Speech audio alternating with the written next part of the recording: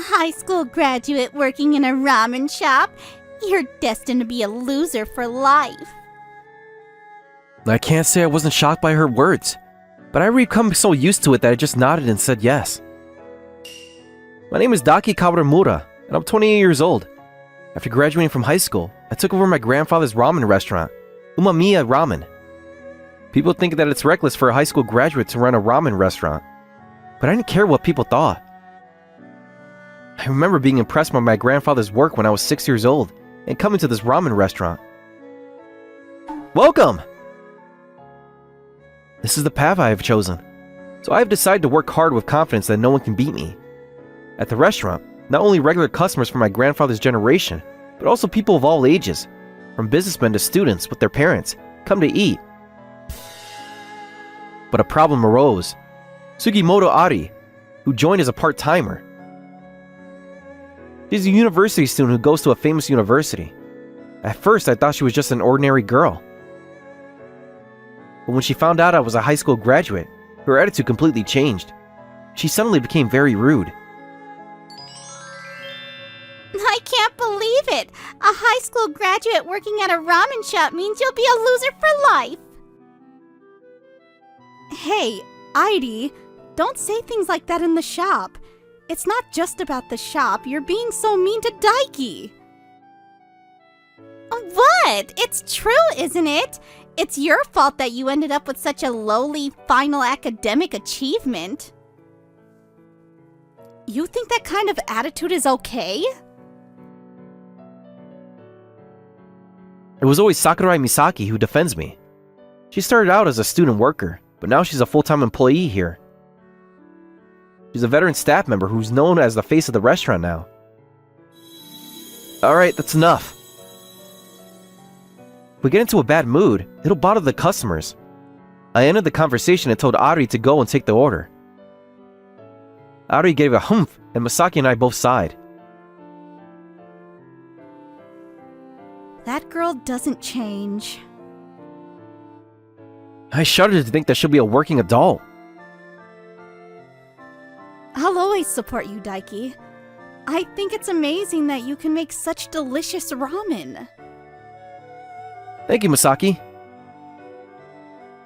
Misaki has been a source of airing for me in the shop. For her bright smile and her friendly service, I think this restaurant wouldn't be able to survive without her. One day, when the spring breeze was pleasant, Misaki was excitedly spreading out an article about a local city. Daiki, please take a look at this. This is the article from the other day's interview. Wow, that's amazing! That was an article from an interview I did the other day. It was a local magazine, but I thought it would be good publicity for the restaurant, so I agreed to do it. I looked at the article Misaki had brought me. There, the name and photos of my ramen shop were printed, and it also said that my ramen shop was well received by the local people. Getting so happy just because it's in a local magazine? Your hurdle for happiness seems so low. Don't say that, Airi! If it was a top-class gourmet magazine, that would be one thing, but it's just a local magazine that only old people read. Airi! As usual, Ari doesn't listen to Misaki's words. I mean, Misaki, you always get worked up to things about Daiki. I like this restaurant and I support Daiki. Maybe you like him. You should stop. You'll only make things harder for yourself in the future. That's not true. We're just friends. Yeah, right.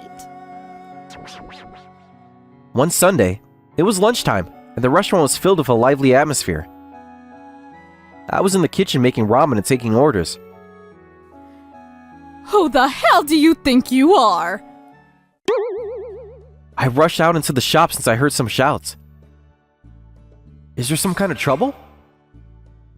I rushed over to see what the problem was, and I saw Ari being yelled at by an old lady. Ari was unperturbed, and she was folding her arms and looking upset. What happened? Ari didn't answer, but the old lady opened her mouth. The old lady is well known in the neighborhood for being difficult, but she's never caused trouble before. What's wrong with her customer service? It's completely different from Misaki's even though she's young too. Her service is the worst! I'm sorry for making you feel uncomfortable. I'm sorry. My apology echoes around the shop. She's still new and is still learning. I'm sorry for my lack of guidance. I understand, but if this attitude continues, I won't hold back. I've liked this place since the previous owner. Don't let me down. With that, the old woman began slurping her ramen. Ari sighed deeply and started walking towards the back. I chased after her to talk to her. Are you okay? This is why I hate low-educated people. Are you not satisfied with saying it to me? Are you treating your customers like that too? They're customers, so they should just eat the ramen they're served quietly. They're poor people who can only come to a place like this anyway. Ari didn't seem to be sorry at all. On the contrary, she got angry and even dissed me. If this restaurant doesn't suit you, you can look for another place. Ari glared at me. You probably don't know this, but university is expensive. I don't have time to look for another restaurant now. That's right, it's their fault that I'm going through this. I'm the one who has to suffer because they're not educated. It seems that Ari's anger was directed at someone else. Wearing work clothes and working after graduating high school is so low. I won't go down the same path. From what I can gather, it seems that Ari's parents graduated high school and are probably struggling to pay for her tuition. It's wonderful that she's working to pay for her tuition, but that's a different story. I won't deny your feelings, but customers aren't just here to eat ramen. Treat the customers who have chosen this restaurant with care. But responding to my words, Ari left work soon after. Thanks to that, the restaurant was in a panic. I worked with Masaki to manage the restaurant somehow. Today was awful. It was tough, wasn't it? Thank you for your hard work. You too. I'm glad you're here to help. I like this restaurant. The noodles are delicious, and I love working at a ramen restaurant with someone I like. What? Nothing! I forgot. I had plans. Excuse me. Before I could get the truth out of her, Masaki left in a fluster. Did I hear wrong? After that day, Ari didn't seem to have reflected on her behavior, and her arrogant attitude was even more noticeable. It hurt Masaki and me too, but we couldn't keep following her around all the time when we were busy. While we were looking away, she was giving customers terrible service. Excuse me, I got the wrong order. What? You think I made a mistake? I'm just bringing you what you ordered. The customer started eating the ramen in silence with a dissatisfied look on his face. Ari didn't admit to her mistake, and she didn't change her arrogant attitude towards the customer. There's no way people would be happy about that. Customers who were dissatisfied with Ari's attitude began to complain to me and Masaki about her attitude. We had no choice but to apologize profusely. One day, the ramen restaurant was bustling with customers. Then suddenly, the shop phone rang. Ari picked up the phone. I thought it was a rare occurrence, but then she came over to me. The old lady called and complained that the 50 ramen she ordered hadn't arrived. This is what they call a bolt out of the blue. I didn't receive any such order, but the fact that she called is true. I called Masaki and the other part-timers and quickly made some ramen. Use those noodles. They don't stretch easily. I put the noodles for delivery in a separate container. Put the soup in a separate container. Yes, I understand. Masaki and the other employees quickly responded to my instructions and ran around the kitchen. As they did so, I noticed that Ari was yawning in the restaurant, which was almost empty. That's right! I told them I'd deliver it within 30 minutes. You're the one who should be dealing with that, so you should thank me. 30 minutes?! I hurried to prepare the ramen and went out to deliver it. It had already been past an hour.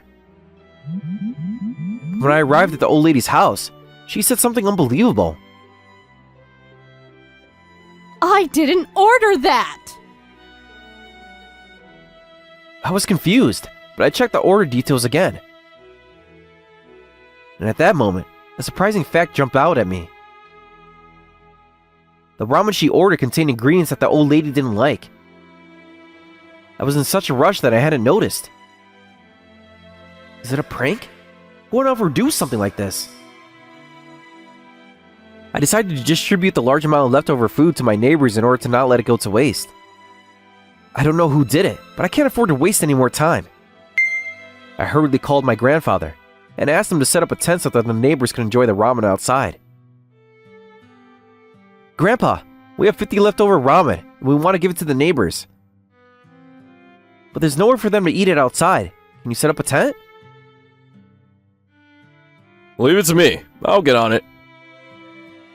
When my grandfather arrived with some of his friends, a large tent was set up in the spacious garden of the grandmother's house, and many people had gathered. As I watched the smiling people enjoying the ramen and chatting with each other, I felt a sense of true peace. Thank you so much, Grandpa. I'll always be there to help you. Keep up the good work. With a sense of gratitude in my heart, I went back to the tent. As I watched the people from the neighborhood enjoying the ramen with smiles on their faces, I let out a sigh of relief. And then, Ari appeared. Eating ramen here is so tacky. The people around her started to get irritated by Ari's words, and a bad atmosphere began to spread. You shouldn't behave like that. Huh? But it's true! Eating ramen outside is so tacky and poor. Oh, I'm sorry for the delay. I work for Hanjo Kogyo Company. I think your words were a little rude. Hanjo Kogyo Company is the company she always said she wanted to join.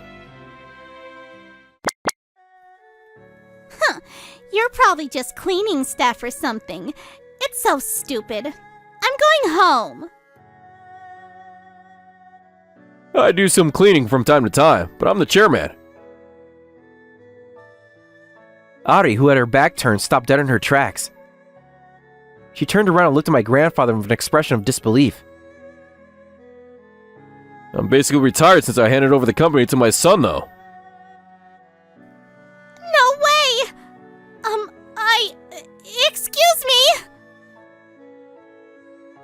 Ari bowed deeply and left as if running away. After that, the story about the free ramen being offered spread on social media, and my ramen shop became the center of attention. Because of the buzz, I was asked if I would like to enter the Comfort Food Grand Prix. Daiki, this is a great opportunity! Opportunities like this don't come along very often. Good morning, Daiki. Ari's attitude left me speechless. Ari, who doesn't even say hello, said that cheerfully. I saw the social media post, and you're also entering the Comfort Food Grand Prix, right? That's amazing! As I thought, this change in attitude has something to do with my grandfather. And I wanted to help you out. What's wrong with you? You're acting so strange all of a sudden. If your grandfather and father are the chairman and president of Hanjo Kogyo Co., then I'll have to make a name for myself. Daiki, this is for my future! What kind of reason is that? You've always been making fun of Daiki. I won't allow that. Thanks, Misaki. Adi, if you want to do it, then go ahead and try. On the day of the contest, it was just Adi and I who entered the competition, but Adi was just standing around, and her lack of ability was exposed. Even though she was only taking orders, I didn't think that they would be this bad. I knew this would happen though. I finished the dish while sighing. We made it just in time. It was time for the judges to give their evaluations and announce the rankings. The winner of this year's contest is... The audience fell silent, and the tension rose. The judge continued. Congratulations to Funawari! The audience applauded loudly, and the staff of the winning restaurant beamed with joy. And in second place, Manzoko Shokoto. Damn. And in third place is Umamiya Ramen. Congratulations! I didn't even try to hide my childish smile. I made a victory pose. For some reason, Adi is also looking proud, but I've decided not to worry about it. As we were about to break up and go separate ways, my grandfather called out to me. You worked hard, Daki. Thanks, Grandpa. Did I get your taste down? You're one step away from it becoming my taste. Harsh words. By the way, you said you wanted to be in our company, didn't you, Adi? Yes, I do! Unlike before, my grandfather stares at Adi with cold eyes. But it seems that you don't fit the basic philosophy of our company. What? Wait a second. What do you mean? From my generation, our company has always put harmony with the local community and the public interest first. But your actions and way of thinking seem to be at odds with that philosophy. Adi was shocked by my grandfather's words, but quickly tightened her lips and tried to explain herself. But I... You don't need to say any more. I don't want you to come to the company. Adi was at a loss for words and looked at my grandfather with a confused expression. And you don't need to come to our store either. I understand now that we don't need you. Adi was stunned and looked at me, but I didn't say another word. No way! That's unfair dismissal! I checked. The call you picked up where we received 50 orders was a lie, wasn't it? Our shop's phone has a recording function. There was no record of the call from the old lady. Adi was biting her lip. Normally, I would demand compensation, but I'll let it go out of pity. When she heard my words, Adi ran away. A few weeks had passed since Adi quit a job at the ramen restaurant. She had started looking for a new job, but it didn't seem to be going well. She wasn't even called for interviews, and even after submitting her resume, she didn't get a single response. Why? I'm a university graduate! Then one day, Adi even lost her place to live. The owner of the apartment building she lived in was that difficult old woman. Get out of my apartment, too! Why? Why? Adi cried and returned to her room when she barricaded herself in for a while. But I heard that the removal company arranged by the old woman forced her to leave. Welcome! After Adi was gone, the atmosphere in the shop returned to its usual calm. Customers with smiles on their faces sat at the counter, and everyone looked satisfied. Masaki pulled on my clothes timidly. I've been meaning to say this, but... I waited for her to say it.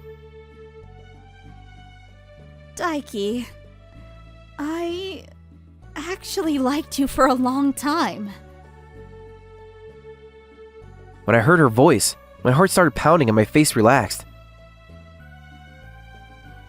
Is that not okay? I like you too, Masaki. You always supported me so hard. Masaki's face lit up.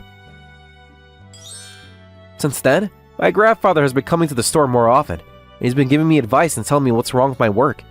But thanks to that, I've been able to improve even more. After the store closed, Masaki and I were tidying up. I'm so happy. Why all of a sudden?